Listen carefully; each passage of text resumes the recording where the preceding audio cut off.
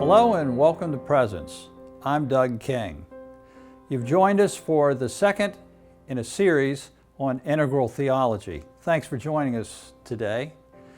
I want to begin with just a quick summary where we left off, and that is with integral theology's trajectory of form, transform, and formlessness.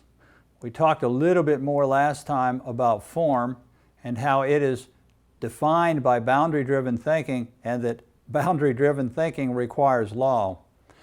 And that when we move into transform, that we're talking strictly about the role or function of Jesus as the individual, Jesus of Nazareth, and His body, which will be the collective, and that both Jesus and the body have manifestations that occur in history, just like all of the players who have role and function in the narrative before them have a manifested history.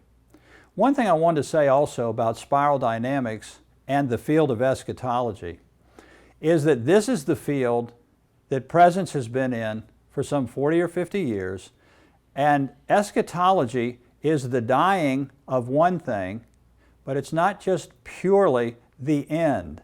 It also, in the biblical narrative, is the beginning of something else.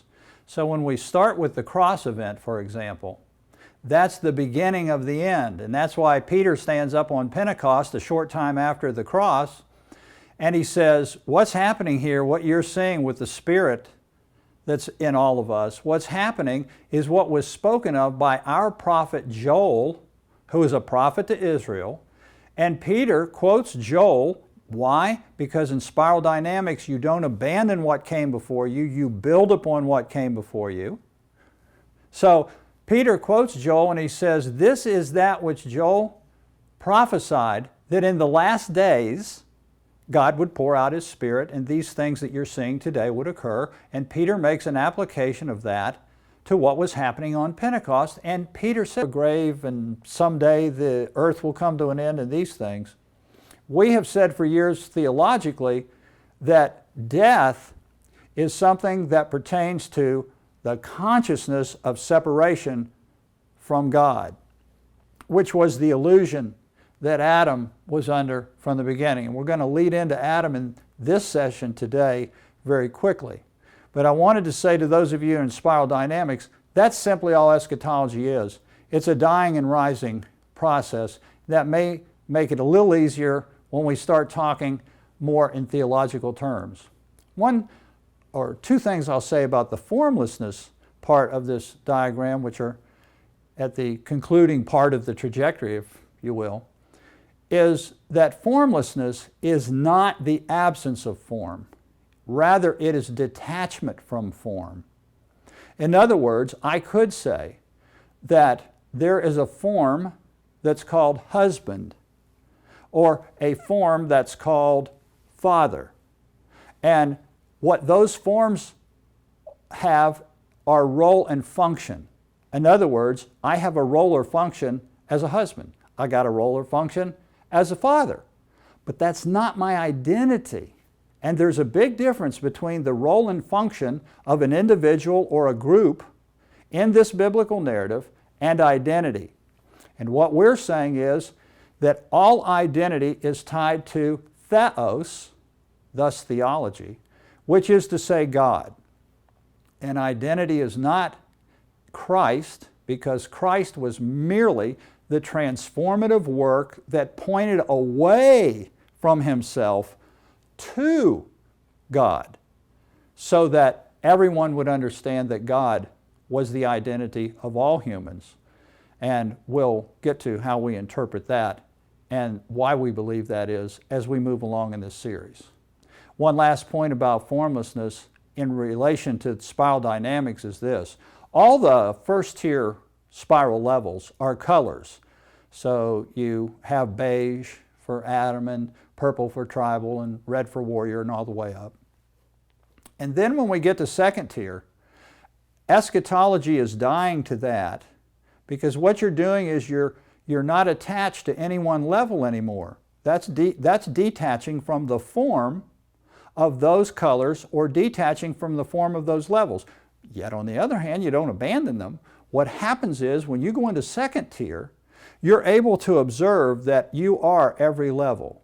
In that sense, I could say that I'm every man, woman, and character in the biblical narrative because there's a part of me that always exists from the archaic forward. Even though I experience life on higher levels of consciousness, the archaic Doug is always there. That archaic desire for me to survive, to have food to eat, the sexual desire, everything that makes a human is always within the human. But as we grow in consciousness, what we begin to see is that we're able to observe all the levels that we've moved through so that we can determine whether or not we are seeing those levels in a healthy versus unhealthy way. If I do not see my archaic levels in a healthy way, then my actions are going to result in a lot of pain and suffering, both for myself and for others. So when we get to second tier is not a color. Second tier is purely light. And this in the biblical narrative is what's happening. When we're in transform, Paul will say the night is far past. That means first tier is far past. The day is at hand. That's the coming light. So what's happening? That's transform time. Transform time is neither day nor night. It's a time when night is far past and day is at hand. That's transform time. When we get into the new heaven and earth, there is no night there. See, now we've moved into formlessness, and that's purely light. God is light. John will say, we are all children of light. Well, what are the characteristics of light as we would apply it to SpiralDynamics? The characteristics of light would be that light contains all the colors that we see in first tier, yet it itself is not a color. It is without boundary. It is formless. So we're going to talk about these things more and more as we go along. And really, as I go through these, I've struggled with how to present these points and in what order to present these points. So I hope this is making sense. We'll give an email address at the end of each section if you have questions. So let's begin the journey now with the story of Adam, because what we're going to do is begin with the very first level of the spiral. And Adam is going to set, the metaphorical story of Adam, is going to set the foundation for all the levels in first tier that follow. There's a statement in the narrative by Paul that all in Adam die. That means first tier represents a consciousness that results in death. Now, what do I mean by that? Well, obviously it's not physical death. In fact, when we go to the metaphorical story of Adam, he's told that the day you eat the fruit, you will surely die. And we believe he did, which is to say, he came to a consciousness of being separate from God, and it was with regard to a commandment, thou shalt not. And in light of that commandment, he saw himself as separate from God. This was not original sin. This was not a problem. This is the same thing that happens when a newborn is coming to the world. Newborns come into the world archaic. I know that a newborn requires a diaper. I know that a newborn screams and cries when it wants something to eat. And so I don't denigrate these archaic levels. I understand this is the way that humanity thought, and this is the way then that spiritual consciousness begins to evolve. One quick note here, and again, I know people are writing in the field and have their own opinion of what they're calling integral Christianity. But in all the discussions I've had with people who attempt to make an integral Christianity, I've never heard anyone address the archaic church. It seems to me that everything I've read in blogs or books or discussions I've had with folks always starts with the tribal. And the discussion is generally, well, there's a tribal church and there's a warrior church and there's a traditional church.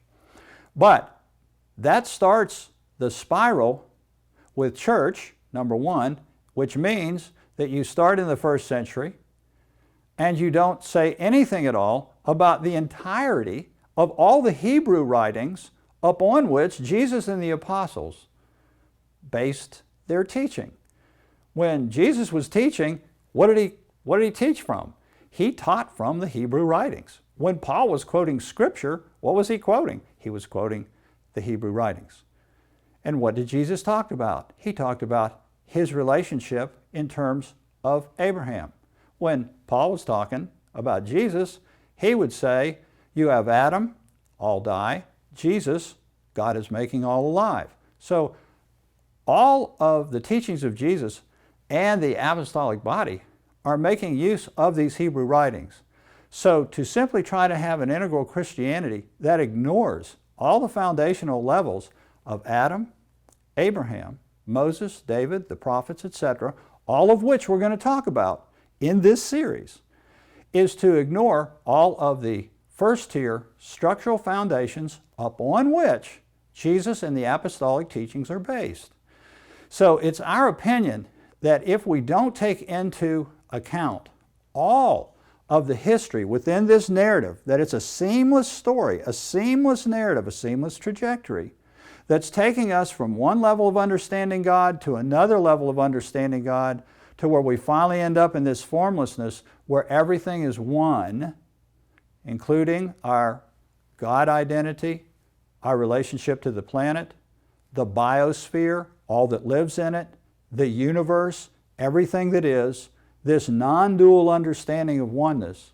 If we don't start at the very beginning and follow all those levels all the way up, it will inevitably lead to what we think are some insolvable problems. So, going to the key elements of Adam in this first archaic level, and again, this is real important because unless you understand Adam and what the key elements of human consciousness were to begin with regarding spirituality, then you lose a lot of the meaning as you go along, and that Adam-like consciousness is manifested. So some of the original key elements of that are that Adam saw God as other. Many times I've studied in a church setting, Bible class or something, and the concept of there's Adam and there's God. And it's just assumed. No one thinks about it. Well, of course, it's the Bible. You got Adam, you got God. That's why it's the Bible.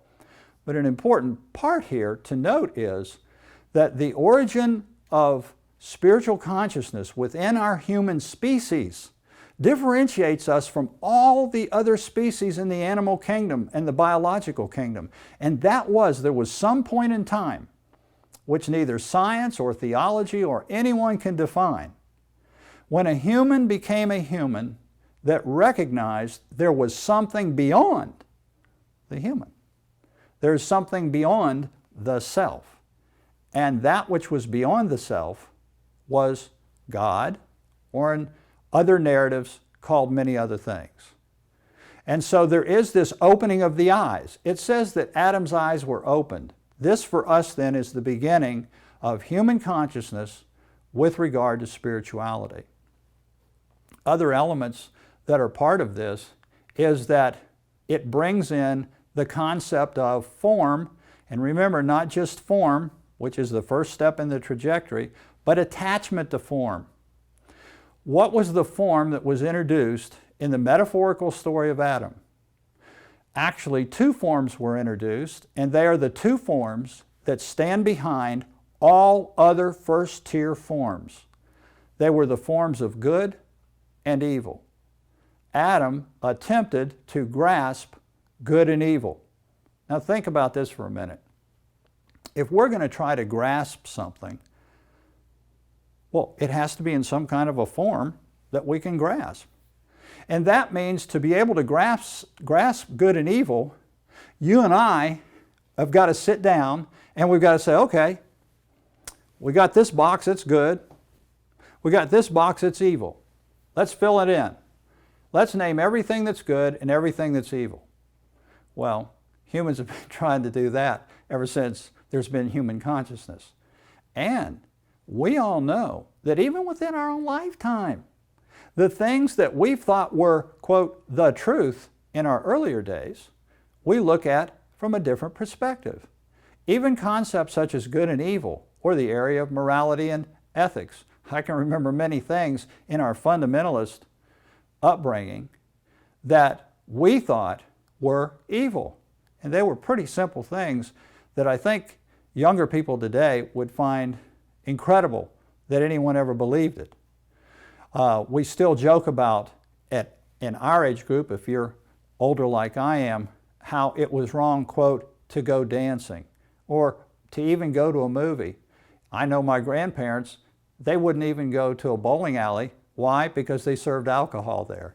So good and evil, that's always been interpreted through cultures in a different way. So you can see that when Adam attempted to grasp good and evil, he was trying to take control from the self. The self loves control. And you got two ways of having consciousness with regard to spirituality. Two ways. Paul's going to call it flesh and spirit, but flesh is not going to have anything to do with, my biology. What Paul's talking about is you have the self as source and you have spirit as source. Those are the two ways that identity is seen, and it will correlate to SpiralDynamics, where first tier is always going to be self as source, and second tier is going to be spirit as source. Now, I'm not saying that SpiralDynamics promotes and proves spirituality, so please, anybody that's watching who is not spiritual, who is materialistic and doesn't even believe in God, I'm not trying to say that SpiralDynamics proves there is God. What I am saying is, here's the difference in the nature of first tier and second tier. So this set up Adam trying to grasp it. Why did he try to grasp it? It says in the story that he wanted to be like God. He wanted to be like God. The implications of that are, if I, through self as source, can be like God, well, then I don't actually need God. I'm not subject to God. I can ensure my own egoic, self-centered existence without the need of anything beyond what I have in my own control. So the story says that he wanted to be like God. And the second thing that goes with that is you can't be like something unless that something is another form. In other words, if this form is like that form, it requires that those two things be a form, both of which have boundaries that we look at so we can say, that form is like that form. Adam wanted to be like God because he saw God as separate. And because of that, we have the introduction of concepts such as sin and death. And sin and death are going to run all the way through the biblical narrative. Now, we'll give you a clue as to where we're headed when we get out to formlessness. And that is that in the transform part of the role and function of Jesus of Nazareth and the role and function of the body of Christ, the first fruits, sin and death are destroyed. And that's because, as we will look at, sin and death are a lens through which God is understood. And Jesus says that that lens was a liar from the beginning, and it was an illusion. But Adam saw God as separate. Thinking about the concept of sin, for example, sin, when you look at it in the original text, it's the word amartia. Amartia means to miss the mark. So, in effect, you have forms that say what you're supposed to do. Let's call them commandments. And you have a law that says what those forms consist of and what thou shalt or thou shalt not do. However, if you violate the boundary, you miss the mark. Therefore, there's sin. When we move to formlessness, which we will, we'll see that in formlessness, because there are no boundaries, there can be no boundary disputes. There can be no missing of the mark. Now, if I go back to my earlier days and I were watching this video and I heard what was just said, I would be saying, oh my gosh, Presence is saying there's no such thing as boundaries. You can do whatever you want to do. There aren't any boundaries anymore. What heresy this is. No, we're not saying that there are not boundaries. What we're going to define is the role and function of boundary. And in the conclusion of this in Formlessness, we're going to say that boundaries are not to be used, their role and function is not to determine one's spiritual identity. Because when we get into that, we get into what did you do, what didn't you do, where are the boundaries, why are the boundaries violated, and to what extent do you violate boundaries so that you're not okay with God or you're not one with God. We're going to get into that a whole lot more as we move along. But sin and death start at the very beginning, and the reason you've got sin and death is if you miss the mark, it calls attention to the separation between you and God that you believe is there, and separation is death. That is the definition of death through the whole biblical narrative. That's why Jesus tells a parable, and it's about the prodigal son. When the prodigal son is reunited with dad, what's the father say? He says, "This my son was dead, but now he's alive." It had nothing to do with biological, physical death. It had to do with separation. And so death and sin are key components. And always associated with that is a commandment. The last element I'll bring up here regarding Adam is that there is always commandment. God said, "Thou shalt not, but of the tree of the fruit of the knowledge of good and evil, thou shalt not eat." There was a commandment. Without a commandment, there can be no boundary-driven form to violate. You must have commandment. So why did God give a commandment? Well, not only did God give a commandment, is told by the biblical narrative, but when we get to Israel, we'll see that he goes to Moses and he says, "I gave Adam 1, I'm going to give you 10. And then we're going to see that in Israel, among their teachings, there was a proliferation of commandments. The reason why commandment plays a role in narrative is the same reason why commandment plays a role in childhood. Thou shalt eat thy vegetables. Thou shalt do thy homework. Thou shalt brush thy teeth, take a bath, and now go to bed.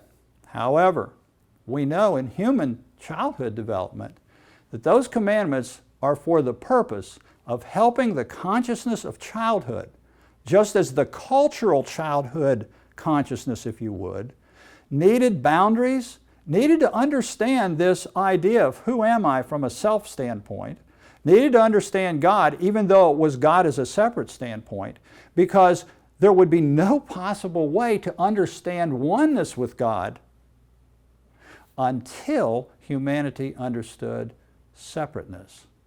All those things then showed that there was a purpose for these things to occur, and there was a reason why commandments and boundaries have their place in youth.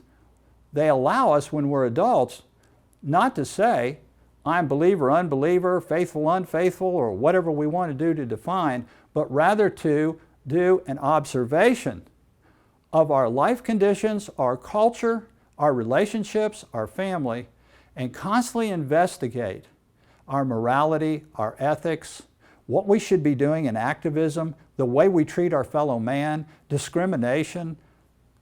There's an infinite number of those things that we talk about every day on Facebook and that are in the world. So there is role and function for boundary, but it is not with regard to the spiritual, the innate spiritual identity of every human being that's on the planet. And then finally, we will get to the later themes that will involve salvation and atonement.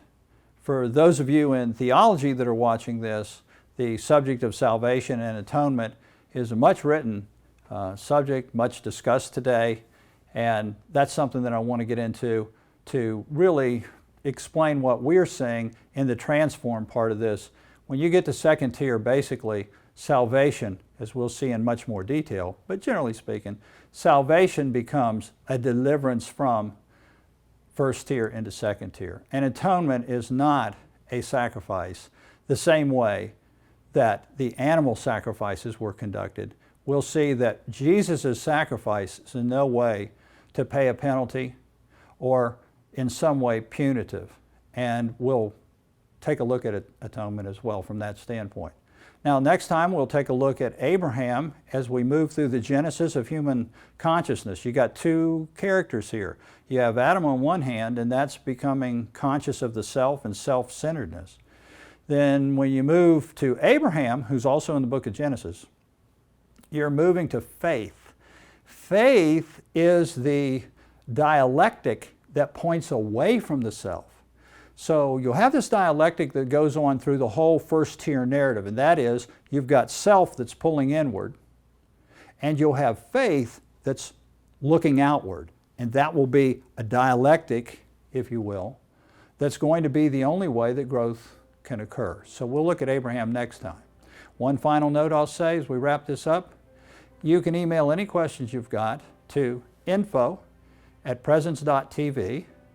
And in the future, as we conclude this series and accumulate all those questions, I'm going to begin doing podcasts where I take those questions and do my best to deal with them. So, thank you so much for joining me today for this session. I look forward to seeing you, being with you next time.